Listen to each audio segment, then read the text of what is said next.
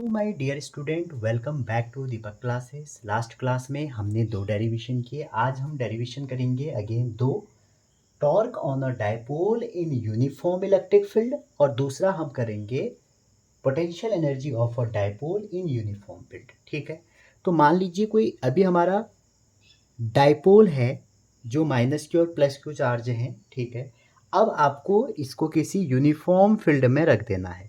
मान लीजिए कोई यूनिफॉर्म फील्ड है, इसमें आप इस डायपोल को रख रहे हैं किसी एंगल के साथ। ठीक है, मान लीजिए ये रख लिया आपने, ये माइनस क्यू है, ये प्लस क्यू है। ये एंगल आप एज्यूम कर लो आपने थीटा एंगल के साथ रखा।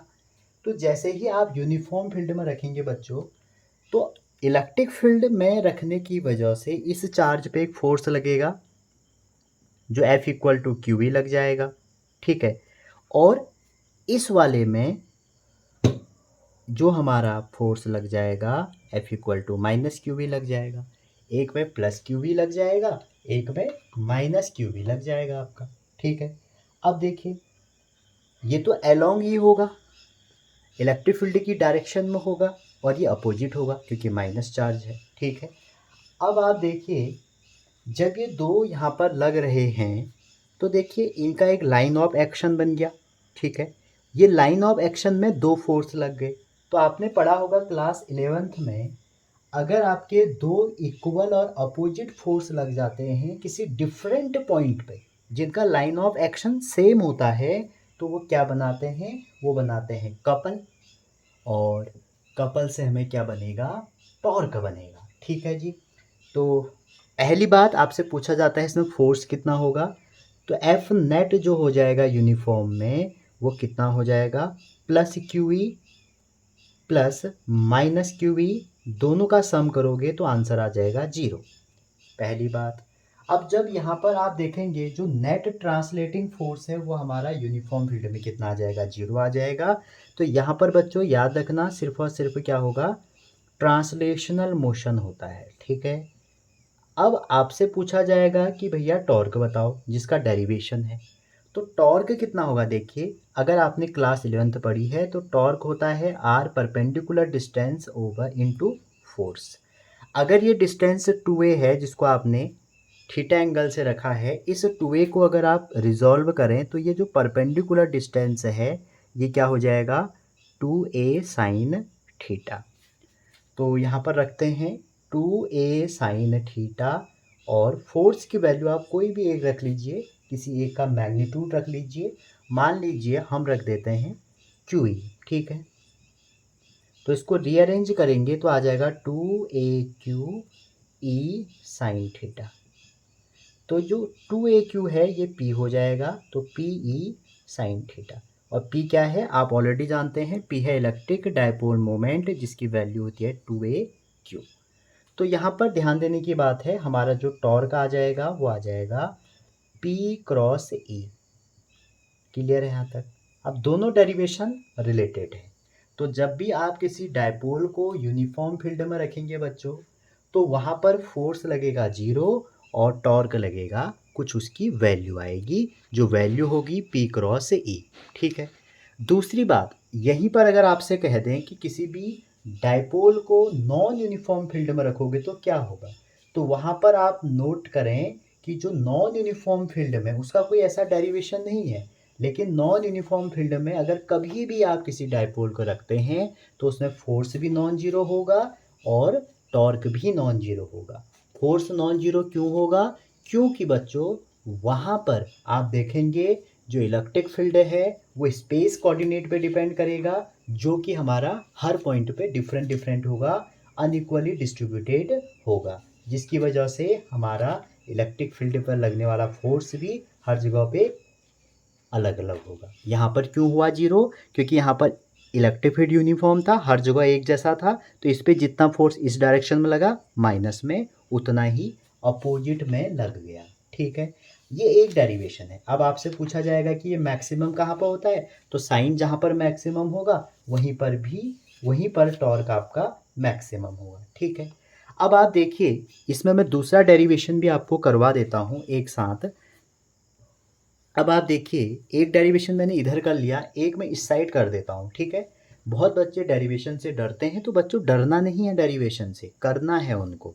एक एक बार, दो दो बार आप कर लो, फिर देखो आपको कैसे आते हैं डेरिवेशन। बाकी बात रही नोट्स की, आपको हैंड रिटन नोट्स मैं प्रोवाइड करा रहा हूँ, जिससे आपको डरना नहीं है, पढ़ना है एक बार।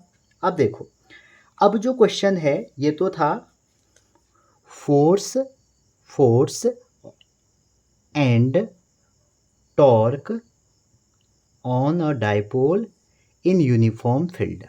ठीक है, अब यूनिफॉर्म फील्ड में आपसे पूछेंगे, अगर ये थीटा एंगल है, इसको आप रोटेट करोगे तो कितना वर्क डन करना पड़ेगा, कितनी पोटेंशियल एनर्जी होगी।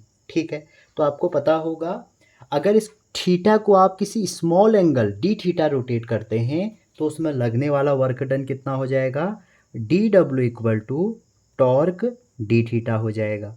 तो रिजल्टेंट जैसे ही आप लगाओगे, मान लो किसी दो एंगल पे आप करते हैं, तो इंटीग्रेशन लगा दिया θ1 से θ2, टॉर्क की वैल्यू रख दो, और टॉर्क की वैल्यू क्या रख दोगे, ये निकाल ली हमने, P sine theta D theta. तो पी कांस्टेंट, ई कांस्टेंट, साइन थीटा का जो डिफरेंशिएट इंटीग्रेशन होता है वो होता है माइनस ऑफ कॉस थीटा, θ1 से θ2।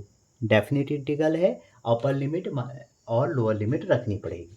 तो जैसे आप इसको सॉल्व करेंगे तो वर्क कितना आ जाएगा, पी ई, और ये माइनस को अंदर भेजें, वैसे कॉस θ2 माइनस कॉस θ1 होना था, तो हम इसको क्या कर देंगे, माइनस अंदर भेजेंगे तो इनको रिवर्स कर देंगे। समझ रहे हैं, वैसे होना था cos θ2 माइनस cos θ1, लेकिन बाहर क्या है माइनस, तो माइनस अंदर भेजेंगे तो उसको प्लस कर देगा।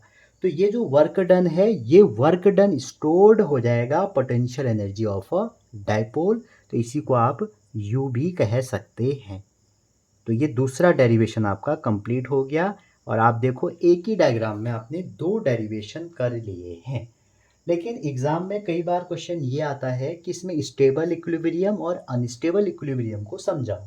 तो हम ये एज्यूम करते हैं, अगर आपका डाइपोल इनिशियली आपका इलेक्ट्रिक फील्ड से 90 एंगल होगा, सपोज इनिशियल एंगल हमारा कितना था, थीटा था, तो हमने ये एज्यूम किया let θ1 equal to 90 degree perpendicular था, तो हमारी जो पोटेंशियल एनर्जी हो जाएगी वो कितनी, और θ2 कितनी है, मान लो थीटा अगर है तो पोटेंशियल एनर्जी हो जाएगी पी ई कॉस θ1, आपका हो जाएगा cos of 90 minus cos of theta, तो इसको आप देखें तो आ जाएगा minus P E cos theta, ये आपकी वैल्यू हो गई।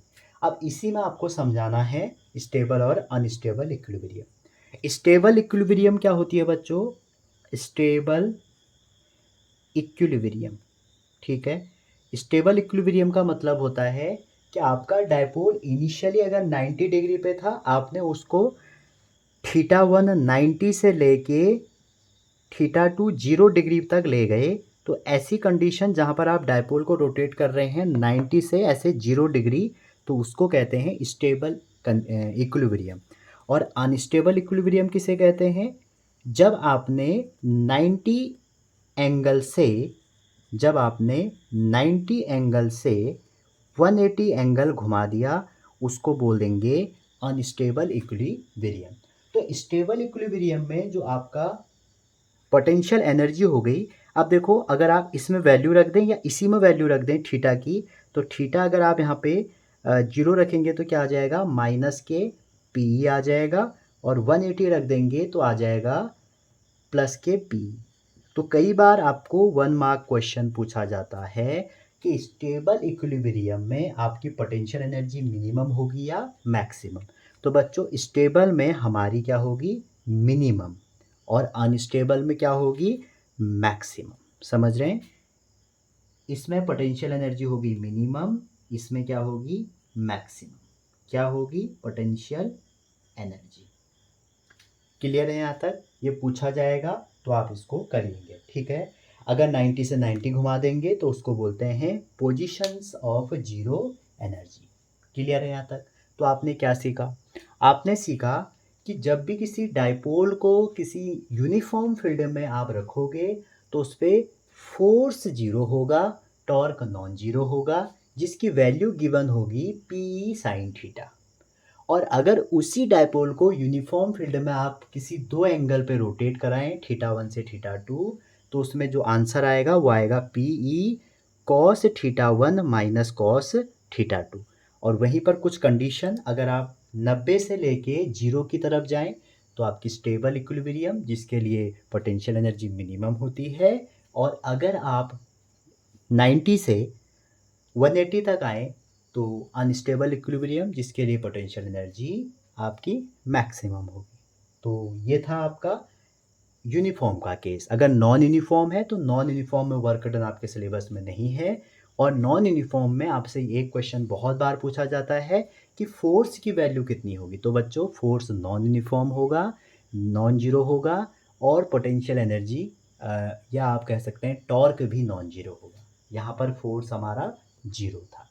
तो ये था हमारा डायपोल के डेरिवेशन। आज हमने डायपोल के डेरिवेशन कंप्लीट कर लिए। आगे हम करेंगे गॉस लॉ के डेरिवेशन, ठीक है। और गॉस लॉ डेरिवेशन करने के बाद हम करेंगे फिर उसके एप्लीकेशन। ऐसे ऐसे हम धीरे धीरे आगे ही बढ़ते जाएंगे। अगर चैनल पे नए हैं, चैनल को लाइक शेयर सब्सक्राइब जरूर करें। अपना एक लाइक, अपना एक फीडबैक, अपना एक सपोर्ट कम से कम एक दोस्त को शेयर करें।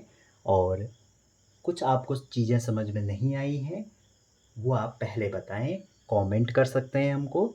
और इस डेरिवेशन को आप अभी 2-4 बार रफली कर लीजिए। बाद में मैं आपको पीडीएफ फॉर्मेट में ड्राइव पे या टेलीग्राम पे अपलोड कर दूंगा, जब हमारा इस चैप्टर के सारे डेरिवेशन कंप्लीट हो जाएंगे। तो मिलते हैं अगले डेरिवेशन में। तो पढ़ते रहो बच्चों, और सीबीएसई में अच्छा परफॉर्म करो। Wishing all the best.